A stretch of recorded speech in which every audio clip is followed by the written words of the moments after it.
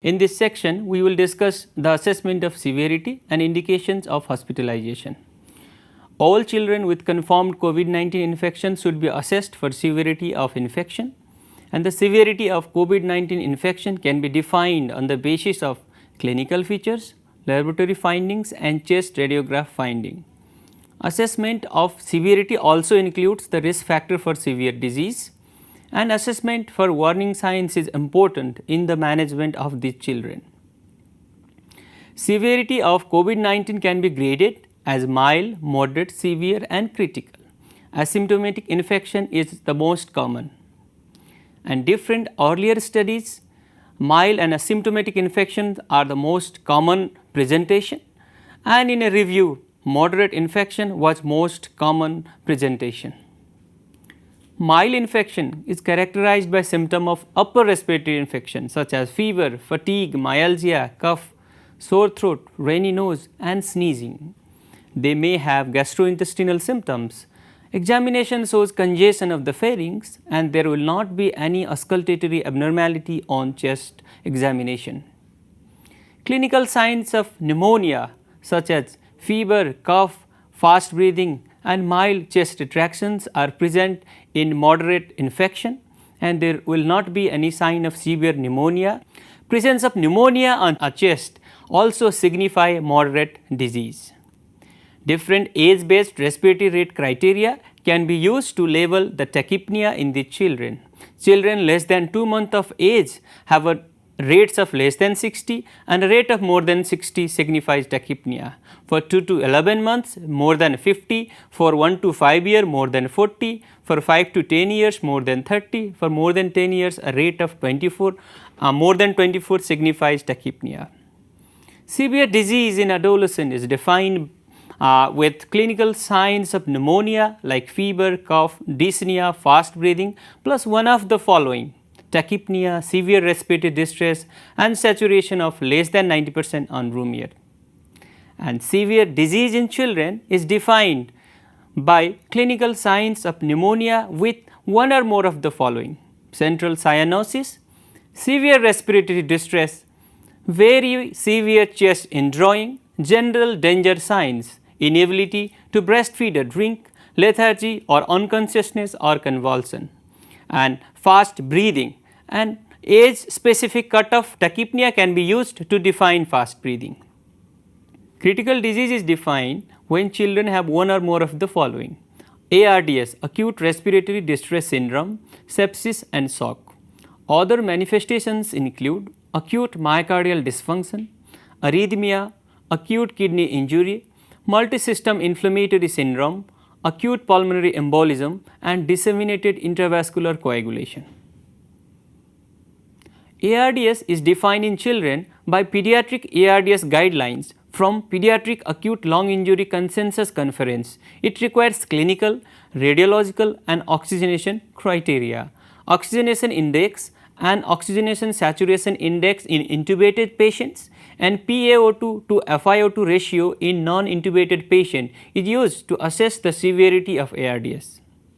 Oxygenation index is calculated as the product of mean airway pressure into FiO2, which is the fraction of oxygen in the inspired air, divided by PaO2, which is the partial pressure of oxygen in the arterial blood. Oxygen saturation index is defined as mean airway pressure into FiO2 divided by saturation of the blood with oxygen. ARDS is defined as follows: a process that originates within 1 week of infection, respiratory failure not fully explained by cardiac failure or fluid overload, X-ray showing opacity not fully explained by volume overload, lobar or lung collapse or nodules, and oxygenation index showing an oxygenation OI of more than 4. Grading of ARDS can be made on OI, OSI in intubated patients and PF ratio in unintubated patients and can be graded as follows. In invasively ventilated patients, mild ARDS is defined when OI is between 4 to 8 and OSI is between 5 to 7.5. Moderate ARDS is defined when OI is between 8 to 16 and OSI is between 7.5 to 12.3. Severe ARDS is defined when OI is more than equal to 16 or OSI is more than equal to 12.3. Sepsis is defined as suspected or proven infection with more than 2 SIRS based criteria.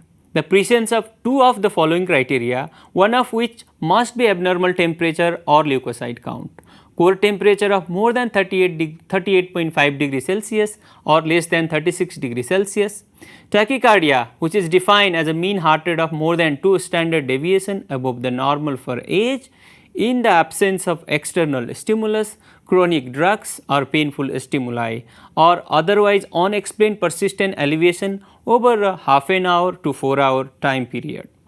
Mean respiratory rate of more than 2 standard deviation above normal for age or mechanical ventilation for an acute process not related to underlying neuromuscular disease or the receipt of general anesthesia. Fourth, leukocyte count elevated or depressed for age or more than 10% immature neutrophils. Multisystem inflammatory syndrome in children is defined as clinical manifestation specific in pediatric population.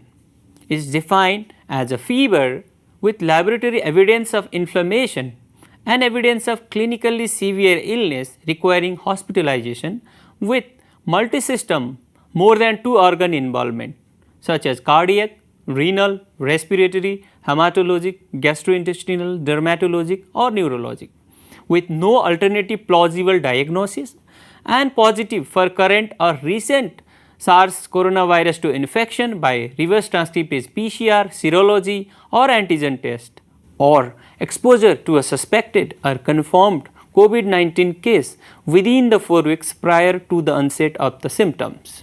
SUC is defined as hypotension, that is systolic blood pressure less than 5th percentile or more than 2 standard deviation below the normal for age, or 2 or more of the following: altered mental status, bradycardia or tachycardia, that is heart rate of less than 90 or more than 160 in infants and heart rate of less than 70 or more than 150 in children, prolonged capillary refill of more than 2 seconds or weak pulse, fast breathing, mottled or cool skin or petechial or purpuric rash, high lactate, reduced urine output, hypothermia or hypothermia.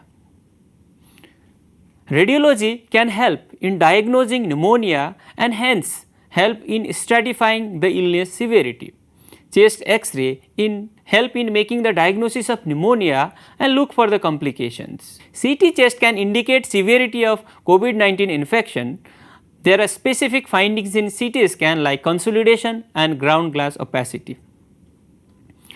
On this X-ray we can see there is bilateral consolidation, and CT can be showing the ground glass opacity on the right and consolidation on the left. And apart from clinical markers, there are different laboratory markers that can stratify severe disease, such as reduced lymphocyte count, thrombocytopenia or thrombocytosis, elevated erythrocyte sedimentation rate and C-reactive protein, low albumin, elevated lactate dehydrogenase, elevated prothrombin time and fibrinogen, elevated D-dimer, elevated cardiac enzymes and troponin, and abnormal electrocardiogram and echocardiography.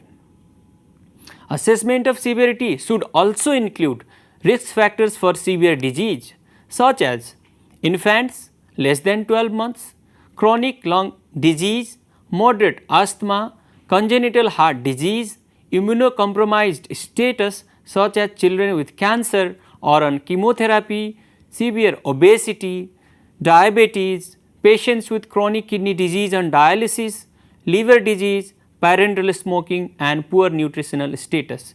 Presence of one or more of the above signify that the patient has risk factor for severe disease.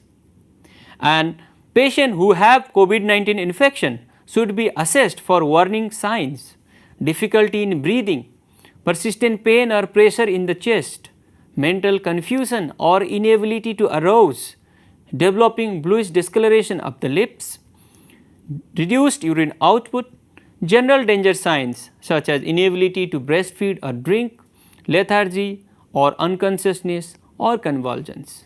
Patients with severe and critical disease are required to be admitted to the hospital, preferably in a COVID dedicated hospital. Children with moderate disease are required to be admitted in dedicated COVID health center. Treatment of mild symptoms in absence of risk factors for severe disease can be treated at home or COVID care centers. Mild cases with high risk may be offered home care if monitoring can be done at home, otherwise admission has to be offered. So, in this slide we are going to discuss the general decision pathway as we manage COVID-19 infected children. If they have mild infection, they should be assessed for risk factors for severe disease as explained above and should be admitted if they have those risk factors. If they do not have the risk factors for severe disease, they should be assessed for feasibility of home care. If feasibility of home care is present, they should be taken care at home or COVID care centers. If the feasibility of home care is not there, then they should be admitted. Moderate disease and severe disease should be admitted in a hospital. COVID-19 infection in children can be graded as mild, moderate, severe and critical. Most of the infected children are asymptomatic, remaining usually have mild to moderate presentation. Risk factors for severe disease has to be considered along with severity of presentation. Mild and moderate disease without risk factors for severe disease can be managed at home with close monitoring for warning signs. Thank you.